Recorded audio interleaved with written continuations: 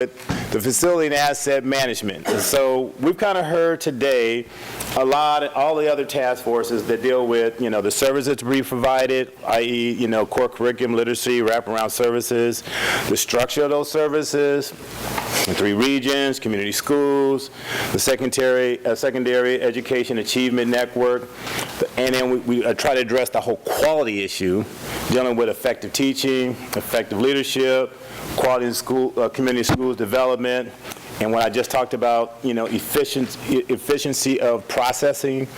And then we also heard about trying to manage our customers in terms of where they go with the options process, and also the last piece, the finances, making sure we don't run out of money. So this particular task force kind of takes all that information, and the goal there is really to effectively use and manage all the facilities, all our resources and our assets and service of our kids and our families in these 3 areas.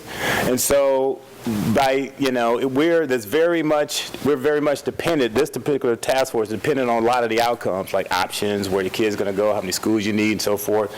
And so the work here is to inventory all of our physical assets and the neighborhood assets, and so we can account for what we have. That's kind of like the asset management plan. And then based on all the information that we get out of the task forces, determine kind of how we use what we have, and determine what we need but don't have and how to get that, i.e. the facilities master plan. That needs to be part of the outcome of this.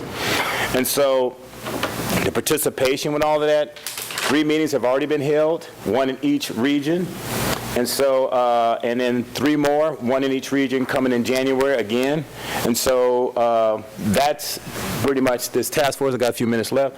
Okay, and so, and bring it all, I'm not trying to use it all, but so that's, and again, I'm taking the place of Tim White, who couldn't be here because he had some issues he had to address because he's working so hard and has to take care of some family issues.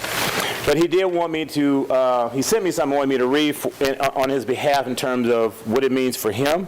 He says, in all of his years here, this is the first time he's ever seen true and consistent alignment among district leadership. Mm-hmm. The confusion is gone and replaced with clarity. Mm-hmm. The various camps are gone and replaced with a single team, working collaboratively in support of peak performance and the greatest possible student outcomes.